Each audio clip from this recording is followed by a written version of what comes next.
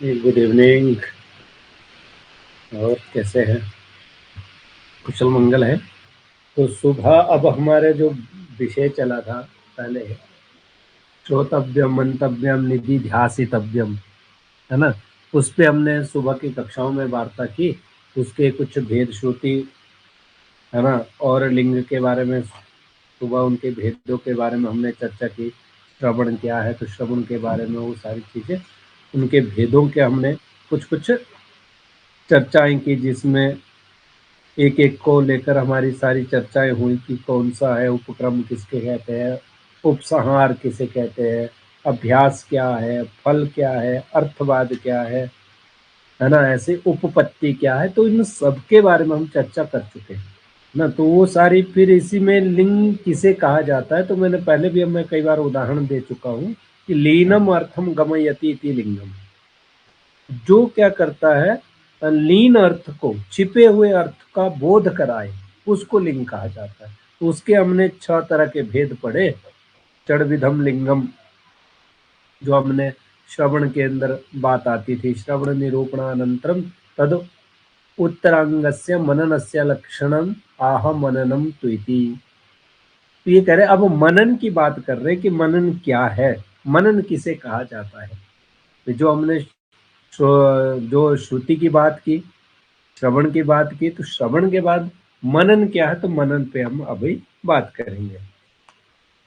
फिर मननम तो श्रुतस्य अद्वितीय वस्तुनो वेदांत अनुगुणम अनुगुण युक्ति भी अनवरतम अनुचिंतनम, भी उसको मनन कहा जाता है। क्या कहा है? श्रुतस्य अद्वितीय वस्तुनो वेदांतानुगुण युक्ति भी अनवरतम अनुचिंतनम। भाई मनन क्या है, तो इन्होंने कहा मनन तो उसे कहा जाता है ना। किसे कहा जाता है? जो हमने सुना था। पहले हमने सुना क्या था? जिसका हमने श्रवण किया था। श्रवण किसका किया था? अद्वितीय वस्तु का, उस ब्रह्म तत्व का, जो अद्वितीय वस्तु का, जो वेदांत के अनुकूल है, या वेदांत के अनुकूल है, मतलब अविरोधी है। उन तर्कों के द्वारा निरंतर चिंतन करना मनन है। अनवरत उनका चिंतन करना या विचार करना, उसको मनन कहा गया है। किसको मनन कहा? यहाँ एक बार से, जिसका श्रवण किया गया है, उस अद्वितीय वस्तु का वेदांत के अनुरूप या वेदांत के तर्कों के अनुकूल निरंतर चिंतन करना, उसको मनन कहा गया है। और क्या कह रहा है? फिर कह रहे विजातीय देहादि प्रत्यय रहितादि रहित अद्वितीय वस्तु सजातीय प्रत्यय प्रवाहो निधि ध्यासनम। अब कह रहे कि निधि ध्यासन क्या है? मनन की बात की, जो हमने सुना था, अब उस सुनी हुई वस्तु के बारे में पुनः पुनः चिंतन करना, है ना, उसका जो विचार करना, है ना, उसको कहा मनन। अब फिर आती है तीसरे के बाद कि निधि ध्यासन क्या होता है। तो निधि ध्यासन के लिए कहा विजातीय देहादि प्रत्यय रहित अद्वितीय वस्तु सजातीय प्रत्यय प्रत्यय प्रवाहो निधि ध्यासनम।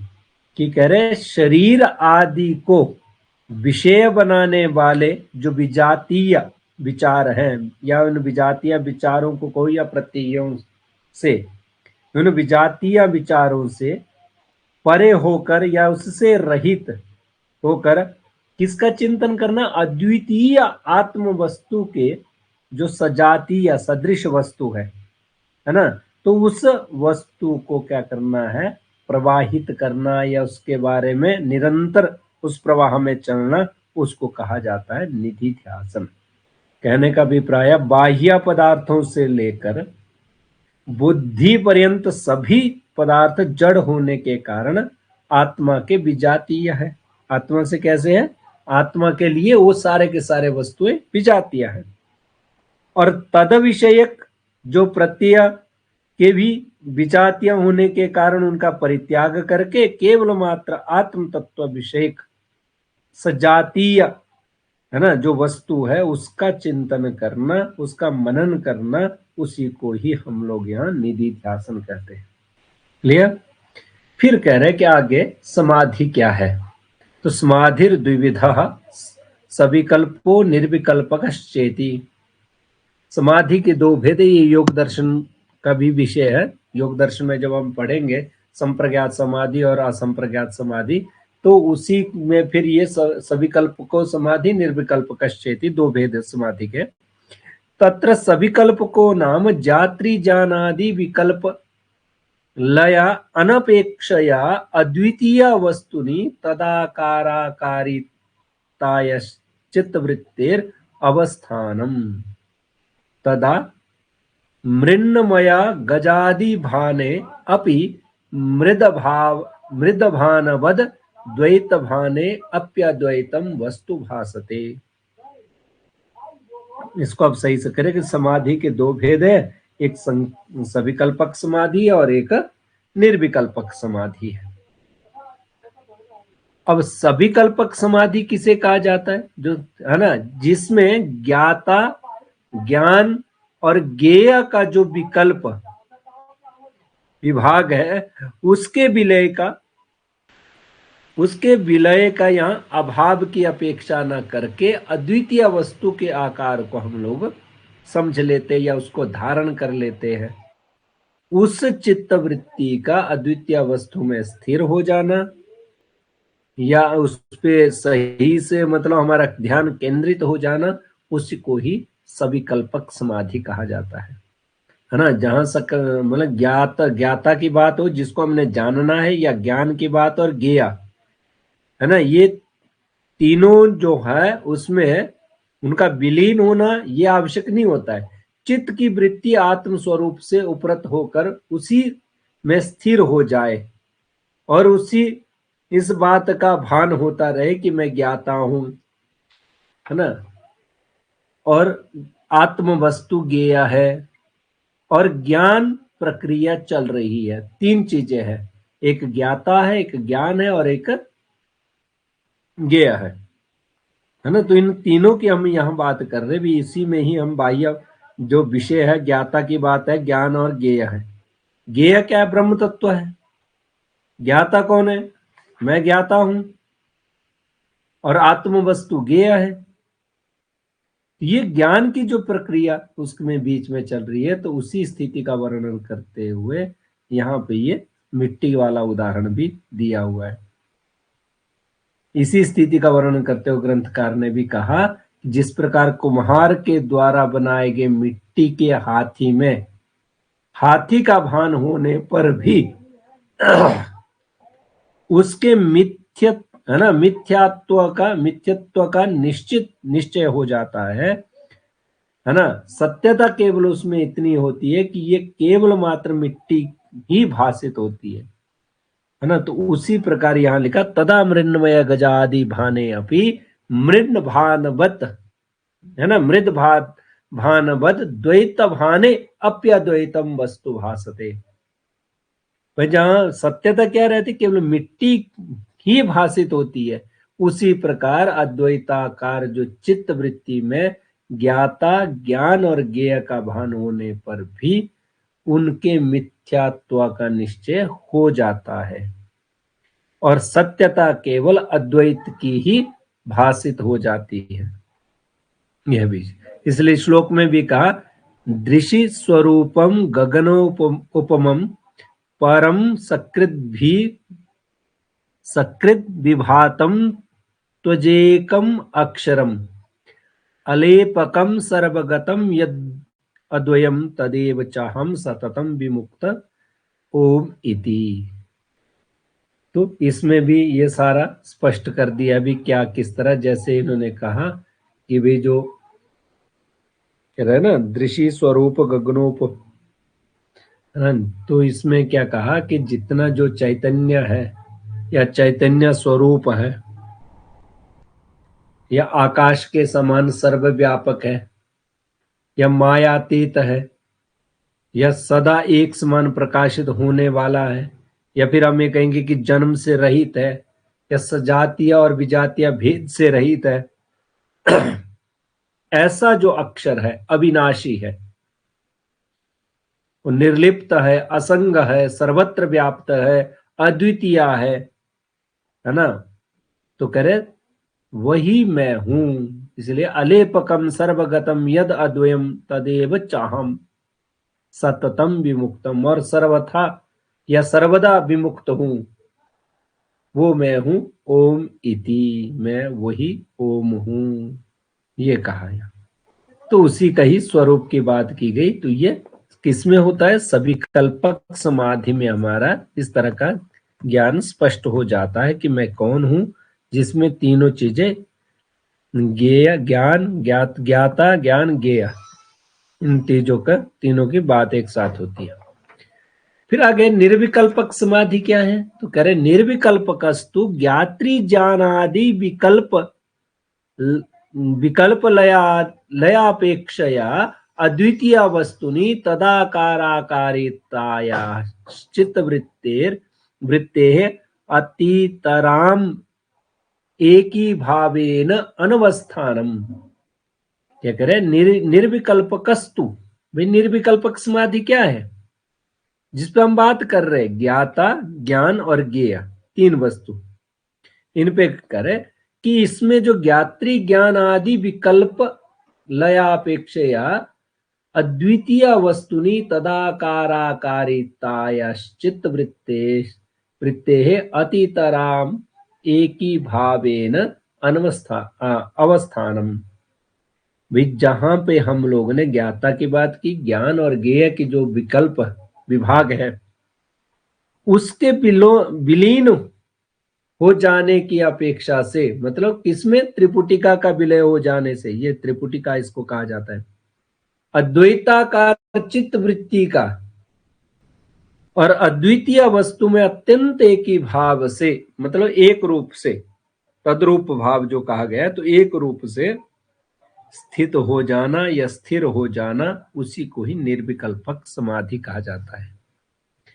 कहने का अभिप्राय है, जब निर्विकल्पक समाधि में ज्ञाता, ज्ञान और ज्ञेय की त्रिपुटी समाप्त हो जाती है, वो पृथक पृथक नहीं रहते, और अखंडाकार चित्त वृत्ति ज्ञेय के साथ ऐसा अत्यंतिक तादात्म्य प्राप्त कर लेती है कि चित्त वृत्ति का भान भी समाप्त हो जाता है, उसमें आपको कोई रहता ही नहीं है ना।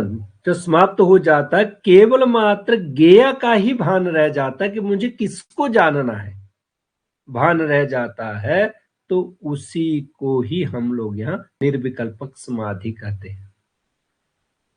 जैसे हम लोग इसका दूसरा, इसी का एक न्याय कहा जाता है, जल लवण न्याय एक होता है, जिसमें हम कहते हैं कि जैसे हम पानी में नमक या चीनी मिला देते हैं, तो हम फिर दोनों का भेद नहीं कर सकते कि इसमें नमक है या नहीं है, उसको हम पृथक नहीं कर सकते उससे। ऐसे या चीनी उस पर मिला दी जाए पानी में, तो फिर हम ये नहीं कर सकते कि इसको अलग किया जाए, है ना। पानी में घुले हुए नमक का यह दृष्टांत दिया, जब नमक पानी में घुल जाता है तो नमक का अस्तित्व होने पर भी उसका भान नहीं होता है।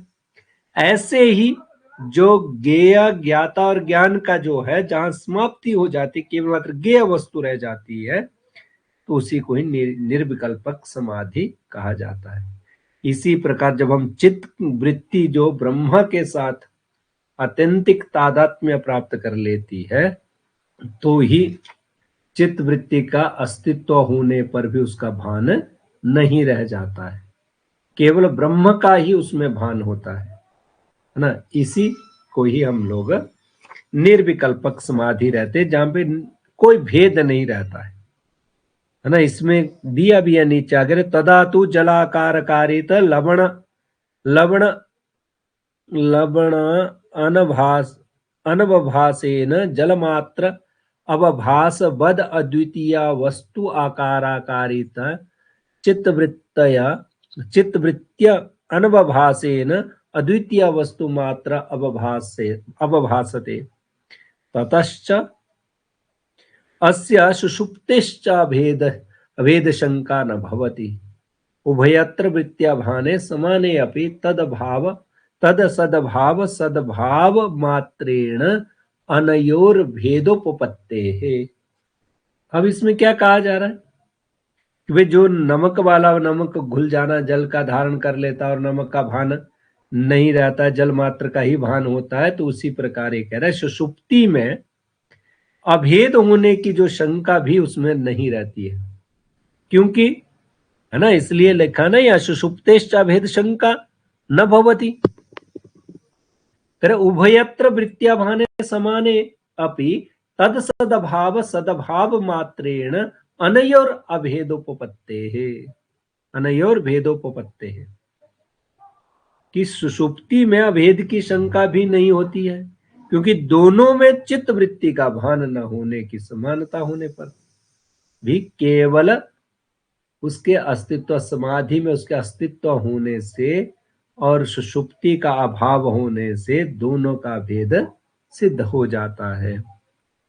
इसको अपने स्थूल में समझना, जब हम समाधि की अवस्था तक पहुंच जाते हैं तब हमारे अन्य वस्तुओं का जो है, बाह्य उस विषय का जो है, मोह माया का सारा चित्त वृत्तियों का नाश हो जाता, केवल मात्र एक ब्रह्म तत्व का ही उसमें ज्ञान रहता, उसके अतिरिक्त और कुछ नहीं है बचता।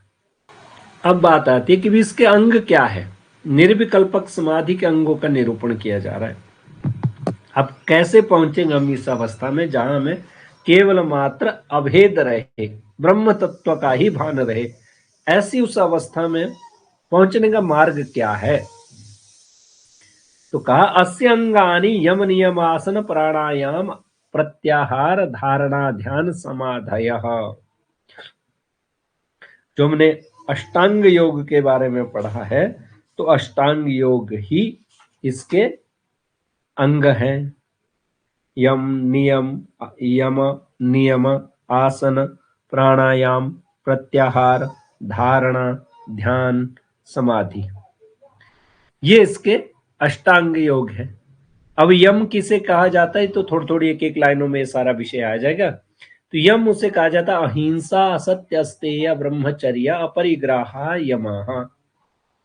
वे अहिंसा, सत्य, अस्तेय चोरी का अभाव जहां पे हो, अस्तेय होता है चोरी, अस्तेय होता है चोरी करना, अस्तेय हुआ चोरी का अभाव होना, ब्रह्मचर्य और अपरिग्रह, है ना। अपरिग्रह किसको जाते हैं? संग्रह का अभाव हो, किसी चीज का संचय करके नहीं रखना, ये होते हैं यम। 5 तरह के यम कहे जाते हैं, अहिंसा, सत्य, अस्तेय, ब्रह्मचर्य और अपरिग्रह। ये मतलब सूत्र दिए जा रहे, इसमें योग दर्शन के सूत्र है, हम योग में भी इनको पढ़ेंगे। अब नियम क्या है? तो नियम के लिए लिखा शौच संतोष तपस्वाध्याय ईश्वर प्रणिधानानि नियमः। नियम किसे कहा जाता है? तो इन्होंने कहा एक तो योग सूत्र ही दिया जा रहा है, ये भी शौच संतोष तप स्वाध्याय ईश्वर प्रणिधान, ये नियम है। ये सारा इनका भेद क्या, शौच किसे कहते हैं, संतोष क्या है, तप क्या है, स्वाध्याय क्या है, ये सारे का सारा विषय हम योग दर्शन में ही पढ़ेंगे, केवल यहाँ जो थोड़ा बहुत दिया है उसका। तो आसन की बात की गई है, तो आसन क्या है?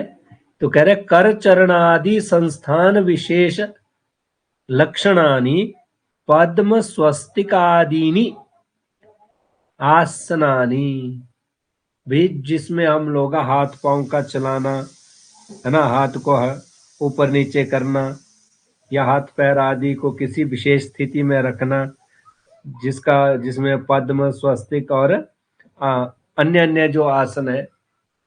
और योग दर्शन में तो इसके बारे में केवल मात्र इतना कहा है, योग दर्शन अगर सूत्र पढ़ेंगे वहां तो उसमें लिखा स्थिरम सुखम आसनम, जिसमें हम लोग स्थिर हो पाए, अपने आप को स्थिर कर पाए, सही से सुख पूर्वक बैठा पाए, तो उसके लिए। तो यहाँ तो इन्होंने कहा कि जो आसन जो हम बात करते हैं योग के आसन जो हो रही है।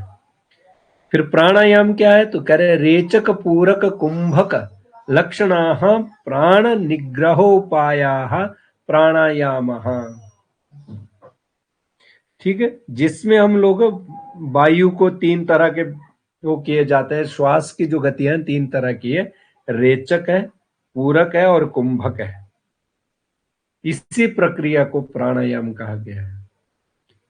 इंद्रियाणाम स्व विषयेभ्य प्रत्याहरणम प्रत्याहारः। जो हमारी इंद्रियां हैं इनको अपने अपने विषयों से हटा लेना उसको प्रत्याहार कहते हैं। अद्वितीय वस्तुनि अद्वितीय वस्तुनि अंतरिंद्रिया धारणम धारणा। वे जो अद्वितीय वस्तु में अंतःकरण को नियुक्त कर देना या उसमें लगा देना, स्थिर करना, उसको धारणा कहा गया। फिर कह रहे तत्र अद्वितीय वस्तुनि है ना विच्छिद्य विच्छिद्यांतर इंद्रिया वृत्तिर प्रवाहो ध्यानम। फिर उन सब इंद्रियों को मोड़ करके किसमें रखना, उस अद्वितीय वस्तु ब्रह्म तत्व में लगाना, प्रवाहित करना, उसको ध्यान कहा जाता है। समाधिस्तु उक्तः सविकल्पकः एव। और समाधि तो हमने कह दी है कि सविकल्पक ही समाधि ठीक है, निर्विकल्पक समाधि में विषय रह जाते हैं, तो उसका ये है। तो आगे कह रहे अब निर्विकल्पक के अभ्यास काल में उत्पन्न होने वाले जो आंतरिक विघ्नों का थोड़ा सा यहाँ विवरण दिया जा रहा है कि कौन कौन से विघ्न उस समय उत्पन्न हो सकते हैं, उनका क्या क्या विषय हो सकता है, तो वो थोड़ा थोड़ा यहाँ समझाया जाएगा, उसको हम देखते हैं। और ये प्राय फिर हमारा विषय भी हो जाएगा। एवं अस्यांगिनो निर्विकल्पकस्य लया विक्षेप कषाय रसास्वाद लक्षणाश्चत्वारो विघ्नाः संभवन्ति। इसके 4 तरह के विघ्न बताए गए हैं। एक तो कहा कि जो इसके 8 अंगों वाली जो निर्विकल्पक समाधि है ना, इसके 4 तरह के क्या है, ये विघ्न भी कहे गए, बाधा भी है। एक तो लय, और एक विक्षेप, और दूसरा क्षाय, और तीसरा रसास्वाद। ये 4 इसके भेद है। अब 4 तरह की ये जो विघ्न है, मुख्य विघ्न हमारे जो समाधि के समय में उत्पन्न हो सकते हैं, तो उनके बारे में थोड़ा थोड़ा यहाँ बताया जा रहा है। तो पहले कह रहे लय क्या है। कह रहे लयस्तावत् अखंड वस्तु अनवलंबनेन चित्तवृत्तिर निद्रा, है ना। अखंड वस्तुन अनवलंबनेन चित्तवृत्तिर वृत्तेः अन्याय अवलंबनम विक्षेपः। अच्छा, उसके भेदों की बात की जा रही है कि इनको क्या क्या कहा जाता है। इसको आप लोग समझो, ये सारी चर्चा हम वहां पे समझेंगे कि क्या है ना। जब हम योग दर्शन पढ़ेंगे इसके उसी के सारे विषय मैं आपको इसको सामान्य रूप से समझाता हूँ इसके छोटे से अंशों में। तो इन्होंने एक एक कर अखंड वस्तु में जब क्या होता है, अवलंबन हो जाता है। अवलंबन हुआ लटकना या उससे जुड़ जाना या उसके साथ रहना। तो यहां क्या कहा कि अखंड वस्तु का अवलंबन न करने के कारण जो चित्त वृत्ति का जो सो जाना या उनको निश्चित वृत्ति जो निद्रा अवस्था में आ जाती है, उसको कहते हैं लय। मतलब शिथिल हो जाते, जैसे हम बहुत से काम करते हैं, बहुत से कार्य करते हैं, तो कार्य करते करते हमें भी अशिथिलता आ जाती कि नहीं करना अब इसको। तो इसमें ये कह रहा है कि जितनी भी हमारे चित्त की वृत्तियां हैं वो उसमें सुप्त अवस्था में आ जाए, उसको लय का।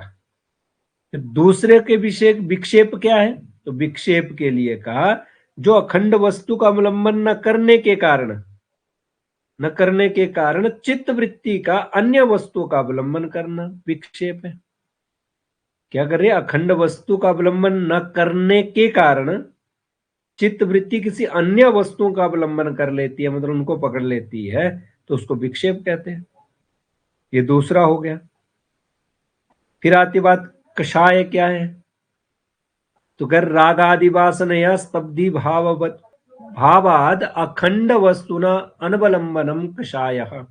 जब हम लय और विक्षेप का अभाव होने के कारण, राग आदि वासनाओं के कारण चित्त वृत्तियां कैसी हो जाती है, जड़ हो जाने से। चित्त की वृत्तियां जब जड़ हो जाती है और अखंड वस्तु का अवलंबन न करना, उसमें चित्त वृत्तियां जब जड़ हो जाती है, अखंड वस्तु जो है हमारी ब्रह्म तत्व है उसको नहीं, उसका अवलंबन नहीं करती है, तो उसको कषाय कहा जाता है। तो अंतिम है रसास्वाद। अखंड वस्तुना अनवलंबनेन अपि चित्तवृत्तेः सविकल्पकानंद आस्वादनम रसास्वादः।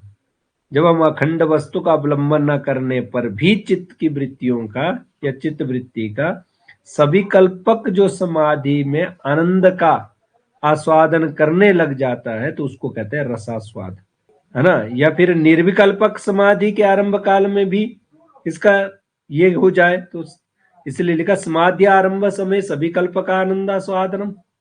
तो सविकल्पक के आनंद का आस्वादन करना उसको रसास्वाद कहा। तो ये 4 तरह के विघ्न कहे गए हैं, है ना। ये कह रहे कि चतुर्विध विघ्नों से रहित जब चित्त वृत्ति वायु रहित ध्यान में रखते हुए दीपक के समान निश्चल हो जाती है, जैसे कि हम लोग जहाँ हवा नहीं होती है वहां अगर दीपक रखा है तो बिल्कुल स्थिर होके जलता है, उसी तरह जब हम हो जाते हैं तो निश्चल हो जाते हैं तो उसी को निर्विकल्पक समाधि कहा जाता है ना।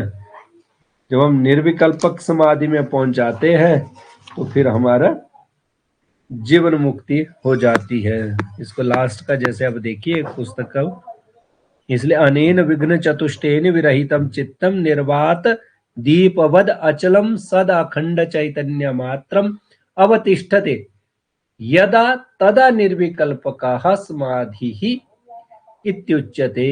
इसी को ही निर्विकल्पक समाधि कहते हैं कि वे जहां स्थिर हो जाए एक तरह से। इसी में ही फिर अंतिम विषय थोड़ा सा इसको देखो, है ना। ये मैं विषय को यहीं समाप्त कर दूंगा। कह रहा अथ जीवन मुक्त लक्षण उच्यते, जीवन मुक्तो नाम स्वस्वरूपाखंड ब्रह्म ज्ञानेन तद अज्ञान बाधन द्वारा स्वस्वरूपा आरोपाखंड ब्रह्मणि साक्षात्कृते अज्ञान तत्कार्य संचित कर्म संशय विपर्ययादीनाम अपि बाधितत्वात् अखिल बंधरहितो ब्रह्मनिष्ठः। ठीक है, तो अब क्या कह रहे हैं कि जीवन मुक्ति का लक्षण कहा जा रहा है कि क्या है जीवन मुक्ति। कह रहे अपने स्वरूप भूत अखंड ब्रह्म के ज्ञान से ब्रह्म विषयक जो अज्ञान का बाध होने के द्वारा स्वरूप भूत अखंड ब्रह्म का साक्षात्कार हो जाने पर न स्वस्वरूपाखंड ब्रह्मणि साक्षात्कृते अज्ञान तत्कार्य संचित कर्म संशय विपर्ययादीनाम अपि बाधितत्वात् अखिल बंध रहितो ब्रह्मनिष्ठः। तो कह रहे कि उसके हो जाने पर क्या होगा, उसके कार्य जो सूक्ष्म हो स्थूल प्रपंच जो कुछ भी है, संचित कर्म हो, संशय, विपर्य विपरीत ज्ञान आदि का विनाश हो जाने से समस्त बंधनों से रहित होते हुए ब्रह्मनिष्ठ पुरुष ही जीवन मुक्त होता है। इसलिए कहा भिद्यते हृदय ग्रंथि छिद्यन्ते सर्व संशयः क्षीयन्ते चास्य कर्माणि तस्मिन् दृष्टे परावरे। जहां व्यक्ति के क्या हो जाते हैं, उसके जितने भी ग्रंथ है वो समाप्त हो जाते, ग्रंथियां टूट जाती है, मतलब कार्य कारण जो रूप उस ब्रह्म का है उसका दर्शन कर लेने पर जीवन मुक्ति जो हमारा अहंकार आदि रूप जो हृदय ग्रंथियां है वो खुल जाती है। दृष्टादृष्ट अर्थों के संबंध में होने वाले सारे संशय नष्ट हो जाते हैं और सभी कर्म क्षीण हो जाते हैं। उसी का जीवन, उसी को ही कह रहे जीवन मुक्त का प्रमाणित लक्षण कहा गया है। ये है तो हमारा भी इसी तरह ये ग्रंथ हमारा पूरा हो जाता है। यद्यपि इसमें 2-4 विषय और भी है, तो ये हमारे पुस्तक के लिए इतना पर्याप्त है, क्योंकि जीवन मुक्ति के लक्षण तक आगे थोड़ी सी विषय अन्य उसके संदर्भ में आती है ना, उस पे हम जाएंगे नहीं, है ना, क्योंकि योग दर्शन का भी विषय कुछ कुछ जुड़ जाता है। तो ये सारी चीजें हैं।